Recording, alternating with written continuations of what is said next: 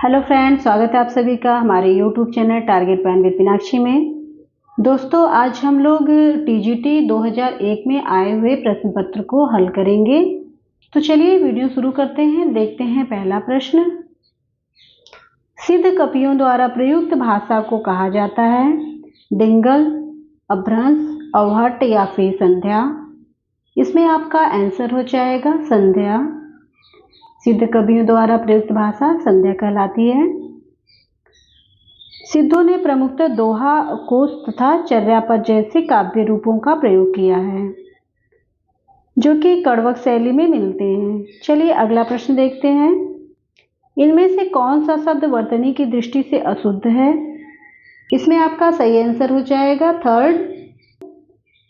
वर्तनी की दृष्टि से ये शुद्ध है, जबकि अन्य जो तीनों हैं वो शब्द व्यंजन संबंधी इसमें अशुद्धियां हैं। ठीक है, अगला प्रश्न देखते हैं। इनमें से कौन द्विवेदी युग का कवि नहीं है? इसमें नहीं है पूछा है कि कौन द्विवेदी युग का कवि नहीं है। अयोध्या सिंह उपाध्याय हरिऔध, सोहनलाल द्विवेदी, राम नरेश त्रिपाठी या फिर मैथिली शरण गुप्त। इसमें आपका आंसर हो जाएगा सोहनलाल द्विवेदी। सोहनलाल द्विवेदी जी ये द्विवेदी युग के कवि न होकर राष्ट्रीय काव्यधारा के कवि हैं। सोहनलाल द्विवेदी नवयुग की राष्ट्रीय चेतना के अग्रदूत एवं प्रमुख गांधीवादी कवि हैं। चलिए अगला प्रश्न देखते हैं। त्यागपत्र उपन्यास के लेखक का नाम है यशपाल, भगवती चरण वर्मा, वृंदावन लाल या फिर जैनेन्द्र कुमार। इसका सही आंसर है जैनेन्द्र कुमार। त्यागपत्र जैनेन्द्र कुमार का उपन्यास है। 1937 ईस्वी में ये प्रकाशित हुआ था। हिंदी के सर्वश्रेष्ठ लघु उपन्यासों में मृणाल नामक भाग्यहीन युवती के जीवन पर आधारित यह मार्मिक कथा अत्यंत प्रभावशाली है। जैनेन्द्र की अन्य कृतियां हैं परख, सुनीता, कल्याणी, सुखदा। अगला प्रश्न है। निम्नलिखित में से कौन फोर्ट विलियम कॉलेज कलकत्ता में हिंदी के अध्यापक थे? ईसा अल्लाह खां, राजा लक्ष्मण सिंह, सदल मित्र या फिर सदा सुखलाल। इसमें आपका सही आंसर हो जाएगा सदल मित्र। 1800 ईस्वी में कलकत्ता के फोर्ट विलियम कॉलेज की स्थापना की गई। इस कॉलेज में भारतीय भाषाओं के प्रोफेसर के रूप में जॉन ग्लिटकाइस्ट को नियुक्त किया गया। इन्होंने हिंदी के शिक्षण के लिए 2 भाषा पंडित जैसे लल्लू लाल और सदल मिश्र की नियुक्ति की। लल्लू लाल ने प्रेम सागर तथा सदल मिश्र ने नसीकेतोपाख्यान की रचना की। चलिए अगला प्रश्न देखते हैं। धनिया और झुनिया प्रेमचंद के किस उपन्यास के पात्र हैं? गबन, गोदान, कर्मभूमि या फिर प्रेमाश्रम। इसमें आपका सही आंसर हो जाएगा गोदान। धनिया और झुनिया प्रेमचंद के गोदान उपन्यास की पात्र हैं। गोदान के अन्य पात्र जैसे होरी, भोला, गोबर, राय साहब, पन्ना तथा प्रोफेसर मेहता ये सब भी हैं। मतलब परीक्षाओं में इनके पात्रों के नाम भी पूछे जाते हैं। चलिए अगला प्रश्न देखते हैं। निम्नलिखित संत कवियों में से कौन संत कवि पढ़ा लिखा था? दादू दयाल, रैदास, कबीर या फिर सुंदरदास। इसमें आपका सही आंसर हो जाएगा सुंदरदास। अगला प्रश्न है। भक्तमाल के रचनाकार हैं रैदास, नाभादास, धर्मदास या फिर जीवादास। इसमें आपका सही आंसर हो जाएगा नाभादास। नाभादास तुलसीदास के समकालीन थे। चलिए अगला प्रश्न देखते हैं।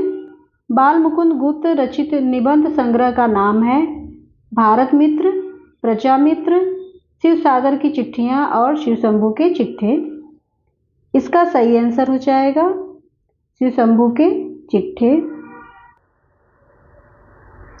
बाल मुकुंद गुप्त के निबंधों में व्यंग्यपूर्ण शैली देखने को मिलती है। इनका निबंध संग्रह शिव शंभू का चिट्ठा ये अत्यंत ही लोकप्रिय है।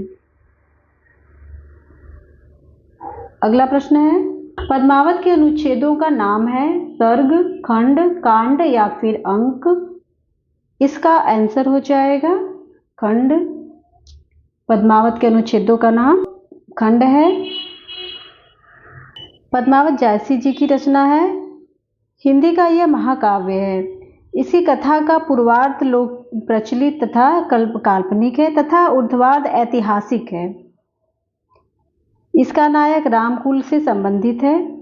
पद्मावत की पूरी कथा 52 सर्गों, जिन्हें खंड कहा जाता है, में विभक्त है। जायसी की कुछ प्रमुख रचनाएं जैसे पद्मावत, अखरावट, आखिरी कलाम, चित्ररेखा, कहरनामा, ये सब जायसी के अन्य रचनाएं हैं। अगला प्रश्न है, अब तक निम्नलिखित में से किस साहित्यकार का जन्म शताब्दी नहीं मनाई जाती है? आचार्य रामचंद्र शुक्ल, रामधारी सिंह दिनकर, भारतेंदु हरिश्चंद्र या फिर जयशंकर प्रसाद? इसमें आपका सही आंसर हो जाएगा रामधारी सिंह दिनकर। अगला प्रश्न है, निम्नलिखित में से किस कृति के लेखक जयशंकर प्रसाद नहीं है? इसमें पूछा है कि जयशंकर प्रसाद नहीं है, कौन सी कृति जयशंकर प्रसाद की नहीं है? तो कानक कुसुम, चारुचंद्र लेख, ध्रुव स्वामिनी या फिर तितली? इसका सही आंसर हो जाएगा चारुचंद्र लेख।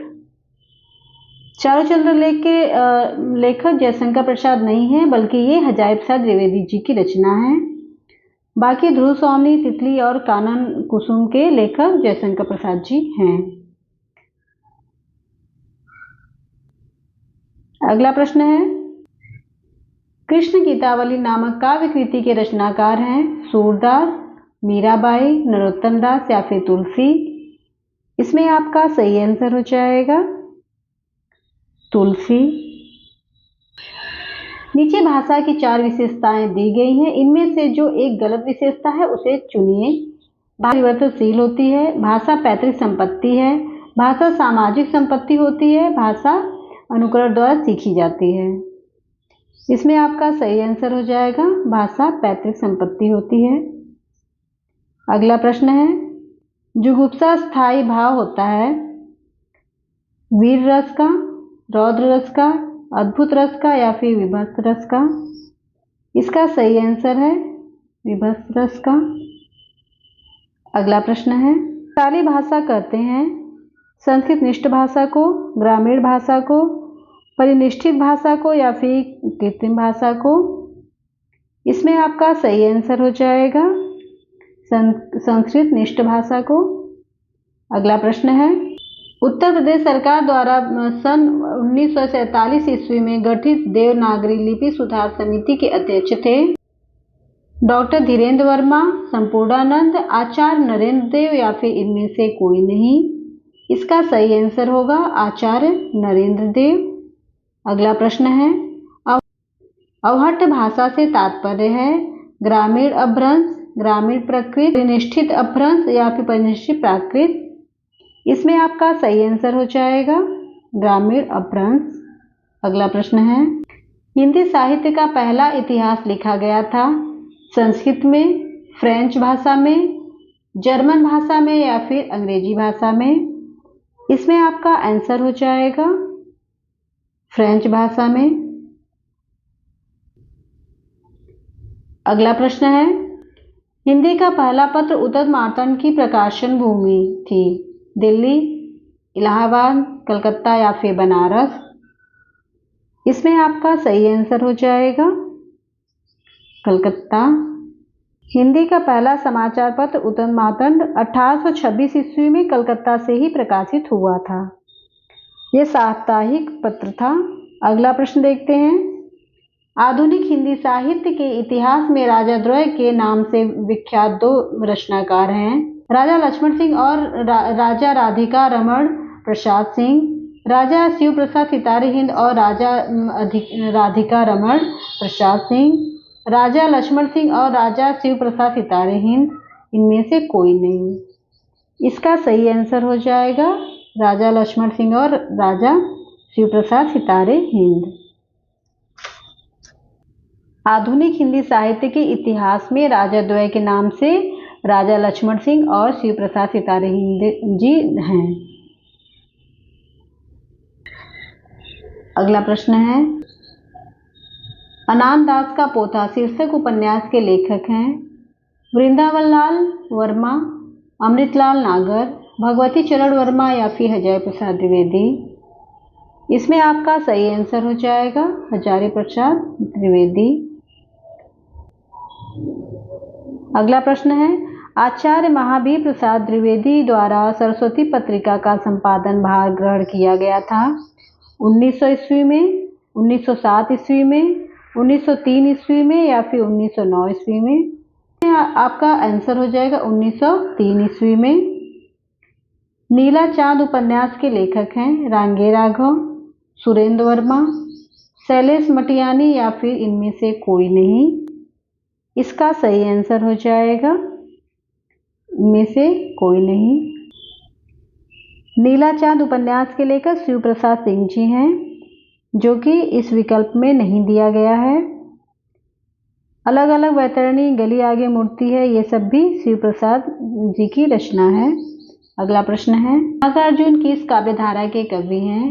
प्रगतिवाद, अकविता, प्रयोगवाद या समकालीन कविता? इसमें आपका सही आंसर हो जाएगा प्रगतिवाद। नागार्जुन जी प्रगतिवादी काव्यधारा के प्रमुख कवि हैं। नागार्जुन का वास्तविक नाम वैद्यनाथ मिश्र है। अगला प्रश्न देखते हैं, लिंग द्वार शब्द में समास है तत्पुरुष, अव्ययी भाव, कर्मधारय या इनमें से कोई नहीं। इसमें आपका सही आंसर हो जाएगा तत्पुरुष। अगला प्रश्न है, अपनी केवल धार काव्य संकलन के रचनाकार हैं केदारनाथ अग्रवाल, केदारनाथ सिंह, सर्वेश्वर दयाल सक्सेना या फिर अरुण कमल? इसमें सही आंसर हो जाएगा अरुण कमल। अगला प्रश्न है, राहुल सांस्कृत्यायन की आत्मकथा का नाम है मेरी जीवन कथा, मेरी जीवन यात्रा, क्या भूलूं क्या याद करूं, इनमें से कोई नहीं। इसका सही आंसर हो जाएगा मेरी जीवन यात्रा। अगला प्रश्न है, प्रेमचंद की मृत्यु हुई थी 1933 ईस्वी में, 1934 ईस्वी में, 1935 ईस्वी में या 1936 ईस्वी में? इसमें आपका सही आंसर हो जाएगा 1936 ईस्वी में। मुंशी प्रेमचंद जी का जन्म लमही में 1800 ईस्वी में हुई थी और इनकी मृत्यु 1936 ईस्वी में हुई थी। बचपन का नाम इनके धनपत राय था। अगला प्रश्न है, अपने जीवन काल में सिर्फ 3 कहानियों की रचना कर हिंदी काव्य साहित्य में अपनी अमिट पहचान बना लेने वाले रचनाकार का नाम है इलाचंद जोशी, चंद्रशेखर शर्मा गुलेरी, अज्ञेय या इनमें से कोई नहीं। इसमें आपका सही आंसर हो जाएगा चंद्रशेखर शर्मा गुलेरी। अगला प्रश्न है, हिंदी साहित्य में मार्क्सवादी चेतना की अभिव्यक्ति जिस काव्यधारा में देखने को मिलती है उस धारा को कहा जाता है प्रगतिवाद, प्रयोगवाद, जनवाद या फिर अकविता? इसमें आपका आंसर हो जाएगा प्रगतिवाद। दिनकर की कौन सी काव्य कृति भीष्म पितामह एवं धर्मराज के संवाद के रूप में रचित है? रश्मिरथी, उर्वशी, कुरुक्षेत्र या इनमें से कोई नहीं। इसका सही आंसर होगा कुरुक्षेत्र। दिनकर के कुरुक्षेत्र नामक काव्य कृति भीष्म पितामह और धर्मराज के संवाद के रूप में रचित है। अगला प्रश्न है, निम्नलिखित में से कौन सा निबंधकार ललित निबंधकार नहीं है? रामविलास शर्मा, विद्यानिवास मिश्र, कुबेरनाथ राय या फिर हजारी प्रसाद द्विवेदी? इसमें आपका आंसर हो जाएगा रामविलास शर्मा। अगला प्रश्न है, हंस पत्रिका के संपादक का नाम है जयशंकर प्रसाद, प्रेमचंद्र, राजेंद्र यादव या फिर अमृत राय? इसमें आपका सही आंसर हो जाएगा प्रेमचंद्र। हंस पत्रिका के संपादक प्रेमचंद जी हैं। अगला प्रश्न है, निम्नलिखित में से किस कृति के रचनाकार दुष्यंत कुमार हैं? अपनी केवल धार, खूंटियों पर टंगे लोग, साय में धूप या फिर युगधारा? इसमें आपका आंसर हो जाएगा साय में धूप। साय में धूप ये दुष्यंत कुमार जी की रचना है। युगधारा के रचनाकार नागार्जुन हैं। कुटियों पे टंगे लोक के रचनाकार सर्वेश्वर दयाल सक्सेना जी हैं। निम्नलिखित में से कौन नवगीत के प्रसिद्ध नायक कवि हैं? वीरेंद्र मिश्र, दुष्यंत कुमार, भवानी प्रसाद मिश्र या फिर सर्वेश्वर दयाल सक्सेना। इसमें आपका सही आंसर हो जाएगा वीरेंद्र मिश्र। अगला प्रश्न है, निम्नलिखित में से कौन सा उपन्यासकार एक आंचलिक उपन्यासकार है? यशपाल, जैनेन्द्र कुमार, राही मासूम रजा या फिर अज्ञे। इसमें आपका सही आंसर होगा राही मासूम रजा। इनके द्वारा लिखित और सर्वाधिक चर्चित उपन्यास आधा गांव है। यह एक आंचलिक उपन्यास है। अगला प्रश्न देखते हैं, प्रेमचंद की कौन सी कृति अंग्रेजों द्वारा जब्त कर ली गई? कायाकल्प, सोचे वतन, निर्मला या फिर इनमें से कोई नहीं। इसका सही आंसर हो जाएगा सोचे वतन। प्रेमचंद उपन्यास के क्षेत्र में जितने महान हैं, कहानी के क्षेत्र में उससे भी अधिक महान है। प्रेमचंद्र कहानी क्षेत्र में आदर्शोन्मुख यथार्थवादी परंपरा के प्रतिष्ठापक हैं। इनकी उर्दू कहानियों के संग्रह सोचे वतन को अंग्रेजों ने जब्त कर लिया था। इनकी श्रेष्ठ कहानियां जैसे शतरंज की खिलाड़ी, पंच परमेश्वर, आत्माराम, बड़े घर की बेटी, ये सब इनकी प्रमुख कहानियां हैं। अगला प्रश्न है, निम्नलिखित में से किस रासो काव्य का मूल वर्ण विषय वीर रस न होकर श्रृंगार रस है? खुमार रासो, विसलदेव रासो, पृथ्वीराज रासो या फिर परमाल रासो। इसमें आपका सही आंसर हो जाएगा विसलदेव रासो। नरपति नाल ने विसलदेव रासो की रचना की है। आदिकाल के गे साहित्य में इनकी चर्चा महत्वपूर्ण रूप से की जाती है। विसलदेव रासो प्रेमाख्यान परंपरा की कोटि में आता है। इस ग्रंथ में श्रृंगार रस का प्राधान्य है, जबकि खुमार रासो जो कि दलपति विजय द्वारा लिखा गया है, परमाल रासो या फिर आल्हाखंड जगनिक द्वारा लिखा गया है और चंद्रबरदाई ने पृथ्वीराज रासो की रचना की। ये सब वीर रस प्रधान है। अगला प्रश्न है, भूषण रीतिकाल की किस काव्यधारा के कवि हैं? रीतिबद्ध काव्यधारा, रीतिमुक्त काव्यधारा, रीति सिद्ध काव्यधारा या फिर आश्रयवादी काव्यधारा। इसमें आपका सही आंसर हो जाएगा रीतिबद्ध काव्यधारा। अगला प्रश्न है, निम्नलिखित में से मोहन राकेश लिखित एक नाटक है? जन्मेजय का नागयज्ञ, सिंदूर की होली, मिस्टर अभिमन्यु या फिर लहरों के राजहंस। इसमें आपका सही आंसर हो जाएगा लहरों के राजहंस। लहरों के राजहंस का प्रकाशन 1963 ईस्वी के लगभग हुआ था। अगला प्रश्न है, आचार्य रामचंद्र शुक्ल ने भक्ति काल के निम्नलिखित कवियों में से किसे सबसे कम महत्व प्रदान किया था? तुलसी, कबीर, सूरदास या फिर जायसी। इसमें आपका सही आंसर होगा कबीर। अगला प्रश्न है, हिंदी साहित्य में सरदार पूर्ण सिंह की ख्याति किस रूप में है? एक आलोचक के रूप में, एक नाटककार के रूप में, एक निबंधकार के रूप में या फिर एक व्यंग्यकार के रूप में। इसमें आपका सही आंसर हो जाएगा एक निबंधकार के रूप में। अगला प्रश्न है, निम्नलिखित में से किस कहानी के लेखक प्रेमचंद्र नहीं है? बड़े घर की बेटी, ठाकुर का कुआं, मिस पद्मा या फिर छोटा जादूगर। इसमें आपका सही आंसर होगा छोटा जादूगर। अगला प्रश्न है, निम्नलिखित में से किस ग्रंथ के लेखक रामविलास शर्मा हैं? संस्कृत के 4 अध्याय, कविता के नए प्रतिमान, भारत में अंग्रेजी राज और मार्क्सवाद, राज दरबारी। इसमें आपका सही आंसर हो जाएगा भारत में अंग्रेजी राज और मार्क्सवाद।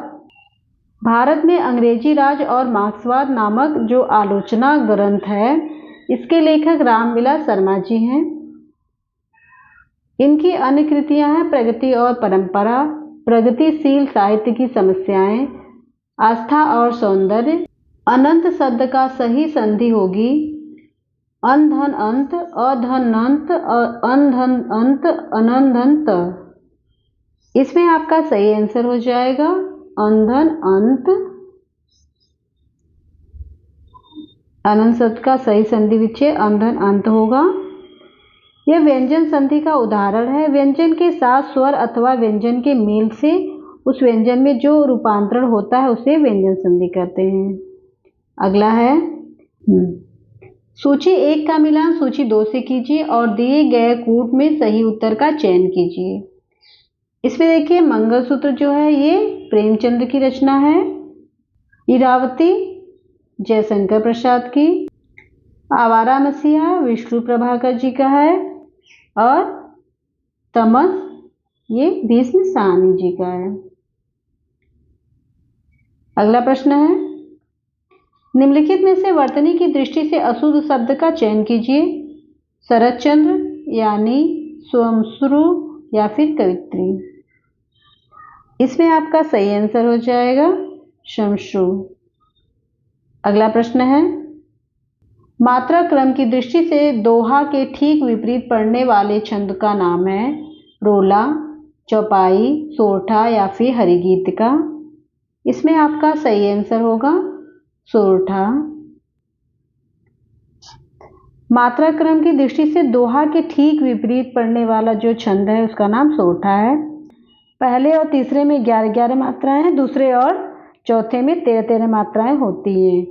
दोहा के विपरीत होता है, इससे पहले और तीसरे में 11-11 मात्राएं जबकि दोहे में प्रथम और तीसरे चरण में 13 मात्राएं होती हैं। अगला प्रश्न है निम्नलिखित में से अष्टछाप के अंतर्गत न पढ़ने वाले कवि का नाम है कुम्भनदास, सुंदरदास, नंददास या फिर परमानंद दास। इसमें आपका सही आंसर हो जाएगा सुंदरदास। सुंदरदास अष्टछाप के कवि न होकर ये संत परंपरा के कवि हैं। ये संत दादू दयाल के शिष्य थे। चलिए अगला प्रश्न देखते हैं। खड़ी बोली हिंदी का प्रथम महाकाव्य है कामायनी, रामचरितमानस, साकेत या फिर प्रिय प्रवास। इसमें आपका आंसर हो जाएगा प्रिय प्रवास।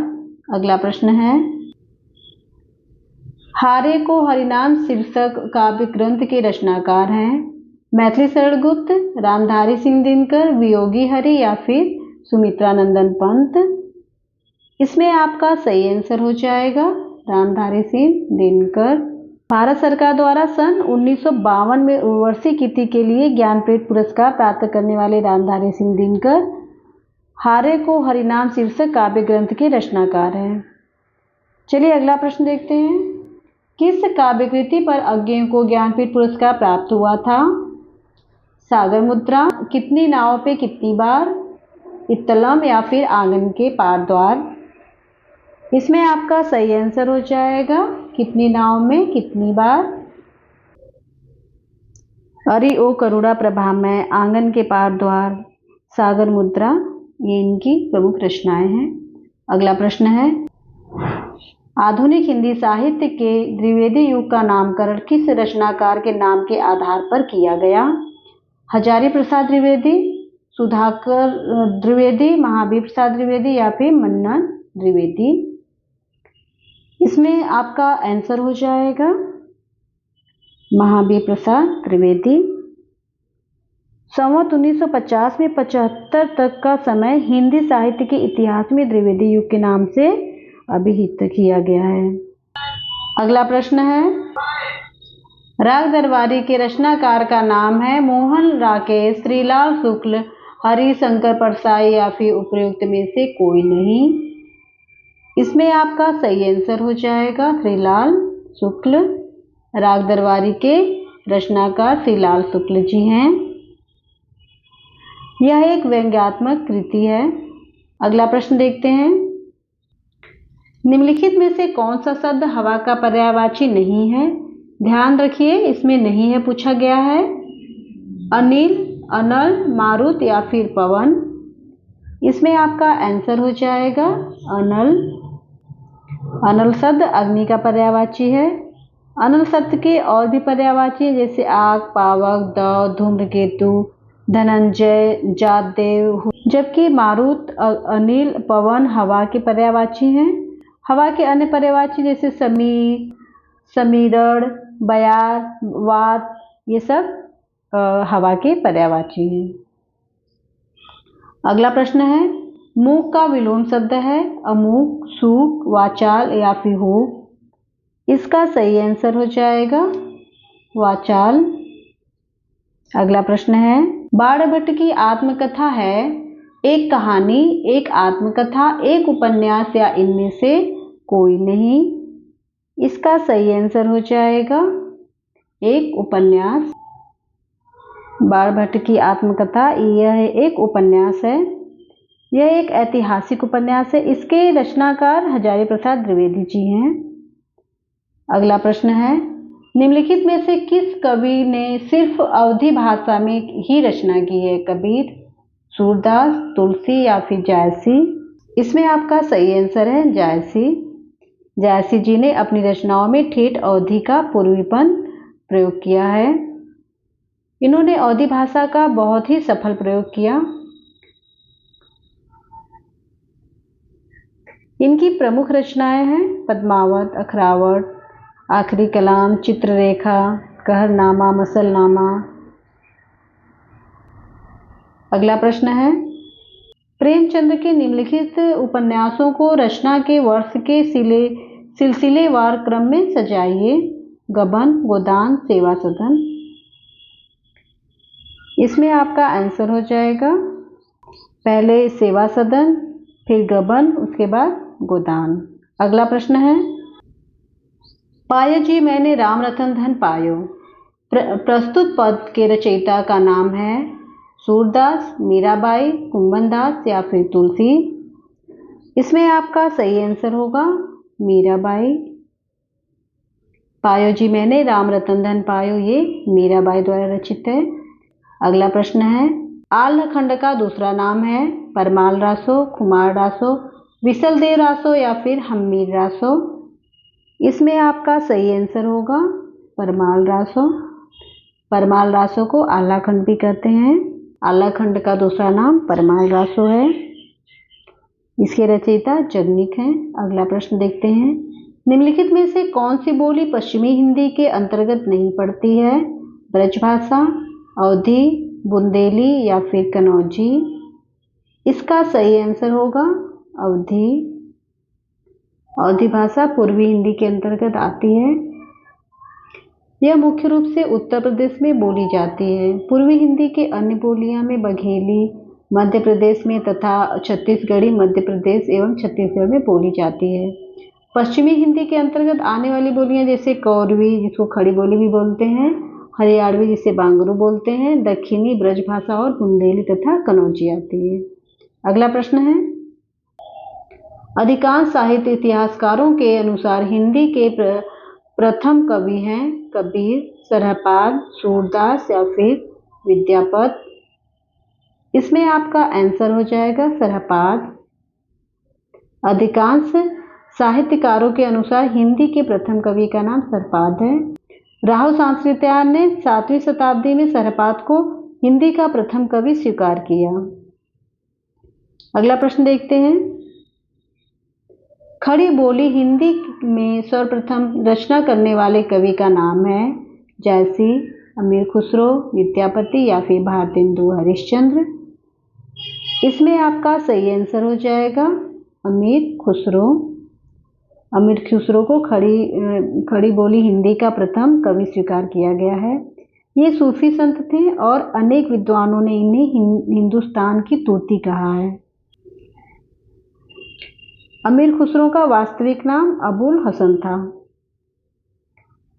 इनका जन्म 1523 ईस्वी में उत्तर प्रदेश के एटा जिले में हुआ था। चलिए अगला प्रश्न देखते हैं, भक्तिकालीन सूफी काव्यधारा की विशेषताओं के संदर्भ में निम्नलिखित में से एक विशेषता गलत है, उस गलत विशेषता को चुनिए। इस काव्य धारा के सभी कवि मुसलमान थे। इस काव्य धारा के सभी कवियों ने हिंदू प्रेमी प्रेमिकाओं की प्रेम कथा का काव्यात्मक चित्रण प्रस्तुत किया। इस काव्य धारा के कवियों ने अवधी एवं ब्रजभाषा में रचनाएं की। इस काव्य धारा के कवियों ने सिर्फ प्रबंध काव्य ही लिखे। इसका सही आंसर हो जाएगा, इस काव्य धारा के कवियों ने अवधी एवं ब्रजभाषा में रचनाएं की। अगला प्रश्न है, आदिकालीन हिंदी साहित्य को सिद्ध सामंत काल कहने वाले विद्वान का नाम है? विश्वनाथ प्रसाद मिश्र, राम कुमार वर्मा, महादेव प्रसाद द्विवेदी या फिर राहुल सांस्कृत्यायन। इसमें आपका सही आंसर हो जाएगा राहुल सांस्कृत्यायन। अगला प्रश्न है, जगदीश शब्द की सही संधि होगी जगद्धनीश, जगद्धनीश, जगतधन ईश या फिर जगद ईश। इसमें आपका सही आंसर हो जाएगा जगत ईश। अगला प्रश्न है, एक भारतीय आत्मा किस कवि का उपनाम था? सोहनलाल द्विवेदी, मैथिली शरण गुप्त, रामचरित उपाध्याय या फिर माखनलाल चतुर्वेदी। इसमें आपका सही आंसर हो जाएगा माखनलाल चतुर्वेदी। हिंदी कविता में राष्ट्रीय भावना का जयघोष करने वाले कवियों में माखनलाल चतुर्वेदी एक भारतीय आत्मा के नाम से विख्यात हैं। बहुत समय तक इन्होंने प्रताप और प्रभा नामक पत्रों का संपादन किया। चलिए अगला प्रश्न देखते हैं। संशय की एक रात के लेखक हैं मुक्तिबोध, धूमिल, त्रिकांत वर्मा या फिर नरेश मेहता। इसमें आपका आंसर हो जाएगा नरेश मेहता। संशय की एक रात खंड काव्य के लेखक नरेश मेहता जी हैं। नरेश मेहता की मुख्य काव्य कृतियाँ जैसे बनपाई सुनो, बोलने दो चीड़ को, मेरा समर्पित एकांत, ये सब इनकी प्रमुख रचनाएं हैं। अगला प्रश्न है, तार सप्तक का संबंध किस काव्यधारा से है? प्रगतिवादी, प्रयोगवाद। तार सप्तक का संबंध किस काव्यधारा से है? प्रगतिवाद, प्रयोगवाद, हालावाद या फिर अकविता। इसमें आपका सही आंसर होगा प्रयोगवाद। अगला प्रश्न है, जो पहले कभी न हुआ हो वाक्यांश के लिए प्रयुक्त शुद्ध एक शब्द है? अपूर्व, अभूतपूर्व, अद्वितीय या फिर इनमें से कोई नहीं। इसमें आपका सही आंसर हो जाएगा अभूतपूर्व। जो पहले कभी न हुआ हो वाक्यांश के लिए एक शब्द अभूतपूर्व है, और जो पहले हो रहा हो या फिर न हुआ हो वाक्यांश के लिए एक शब्द अपूर्व है। इसी तरह जिसके समान दूसरा कोई न हो, इसके लिए शुद्ध शब्द होगा अद्वितीय। अगला प्रश्न है, हिंदी में प्रयुक्त शब्द बाल्टी शब्द भंडार की दृष्टि से किस तरह का शब्द है? तत्सम, तद्भव, देशज या फिर विदेशज। इसमें आपका आंसर होगा विदेशज। निम्नलिखित में से कौन भरत मुनि के रस सूत्र का एक व्याख्याकार नहीं है? भट्टलोलट, क्षेमेंद्र, शंकुक या फिर अभिनव गुप्त। इसमें आपका आंसर हो जाएगा क्षेमेंद्र। अगला प्रश्न है, कालिदास की रचना रघुवंशम है एक खंड काव्य, एक गीति काव्य, एक मुक्तक काव्य या फिर एक महाकाव्य। इसका सही आंसर है एक ही महाकाव्य। कालिदास का रघुवंशम एक महाकाव्य है। बनारसी दास जैन ने लिखी थी हिंदी की पहली जीवनी, हिंदी की पहली आत्मकथा, हिंदी की पहली कहानी या फिर हिंदी की पहली काव्य नाटिका। इसमें आपका आंसर होगा हिंदी की पहली आत्मकथा। अगला प्रश्न है, जिस काव्य पंक्ति में प्रयुक्त किसी एक ही शब्द के एक से अधिक अर्थ हो उस पंक्ति में अलंकार होता है? रूपक, अनुप्रास, यमक या फिर श्लेष। इसमें आपका आंसर हो जाएगा श्लेष। जब पंक्ति में एक ही शब्द के अनेक अर्थ हो तो वहाँ पे श्लेष अलंकार होता है। जहाँ उपमेय को उपमान का रूप मान लिया जाए वहाँ पे रूपक अलंकार, और जहाँ एक शब्द की आवृत्ति दो या दो से अधिक बार होती है परंतु उनके अर्थ अलग अलग हैं, वहाँ पे यमक अलंकार होता है। जहाँ पर वर्णों की आवृत्ति होती है वहाँ पे अनुप्रास अलंकार होता है। अगला प्रश्न है, आचार्य रामचंद्र शुक्ल ने किस कवि को कठिन काव्य का प्रेत कहा था? भूषण, देव, केशव या फिर पद्माकर? इसमें आपका आंसर होगा केशव। आचार्य रामचंद्र शुक्ल ने केशवदास को कठिन काव्य का प्रेत कहा था तथा यह भी कहा था कि उन्हें कवि हृदय नहीं मिला था। केशव को वेदांतवादी मिश्र कहा जाता है। इनकी रचनाएं हैं रामचंद्रिका, रसिकप्रिया, कविप्रिया, विज्ञान गीता, वीर सिंह देव चरित, रतन बाहुनी, जहांगीर जस चंद्रिका और छिंदमाला। अगला प्रश्न है, वाक्यम रसाक्यम काव्यम काव्य परिभाषा के प्रस्तोता हैं पंडित राज जगन्नाथ, आचार्य दंडी, आचार्य भामा या फिर आचार्य विश्वनाथ? इसका सही आंसर होगा आचार्य विश्वनाथ। अगला प्रश्न है, रसों के संचारी भावों की कुल संख्या होती है 23, 33, 27 या फिर 37? इसमें आपका सही आंसर होगा 33। संचारी भावों की संख्या 33 निर्धारित की गई है। भट्ट मुनि द्वारा दी गई सूची के अनुसार संचारी भाव है जैसे निर्वेद, ग्लानि, शंका, असूया, मद, श्रम, आलस्य, दैन्य, चिंता, मोह, स्मृति, धृति, व्रीड़ा, चपलता, हर्ष, आवेग, जड़ता, गर्व, विषाद और शूक्य, निद्रा, अपस्मार, विबोध, अमर्ष, औहित्य, उग्रता, मति, व्याधि, उन्माद, मरण, त्रास, वितर्क और स्वप्न। ये 33 संचारी भावों की संख्या है। अगला प्रश्न है, संस्कृत के किस कवि ने एको रस करुण एव कहकर करुण रस को रसराज घोषित किया? कालिदास, भवभूति, माघ या फिर मास? इसमें आपका सही आंसर हो जाएगा भवभूति। अगला प्रश्न है, परमाल रासो काव्यकृति के कवि का नाम है नाल सिंह भट्ट, जगनिक, हेमचंद्र या फिर सारंगधर? इसमें आपका सही आंसर होगा जगनिक। परमाल रासों के रचनाकार जगनिक हैं। अगला प्रश्न है, पितृ शब्द में प्रथमा बहुवचन का रूप है पितृ, पित्र, पित्राः या फिर पितारः? इसमें आपका सही आंसर हो जाएगा पितर। अगला प्रश्न है, नीलोत्पल शब्द में समास है अव्ययी भाव, तत्पुरुष, कर्मधारय या फिर बहुब्रीहि? इसमें आपका आंसर हो जाएगा कर्मधारय। नीलोत्पल शब्द में समास कर्मधारय है जिसका विग्रह करने पे जिसका विग्रह होगा नीला है जो उत्पल। जिस समास में दोनों पदों में विशेष से विशेषण, विशेष से और उपमेय उपमान संबंध हो तथा दोनों पदों के एक ही कारक की विभक्ति आए उसे कर्मधारय समास कहते हैं।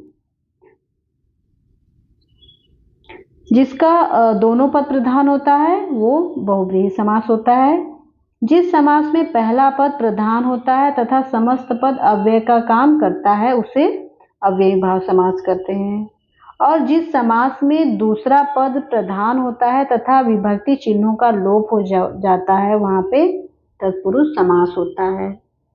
अगला प्रश्न है, निम्नलिखित में से स्त्रीलिंग शब्द को चुनिए। धुआं, संध्या, भत्ता या फिर धावा? इसमें आपका आंसर होगा संध्या। इसमें स्त्रीलिंग शब्द संध्या है। तो दोस्तों आज के लिए इतना ही। अगर वीडियो पसंद आए तो इसे लाइक करें, अपने दोस्तों को शेयर करें। मेरे चैनल को सब्सक्राइब नहीं किया है तो मेरे चैनल को सब्सक्राइब कर लें, साथ में बेल आइकन को प्रेस कर दीजिए ताकि मेरे वीडियो की नोटिफिकेशन आपको मिलते रहें। मिलते हैं अगले वीडियो में, तब तक के लिए धन्यवाद।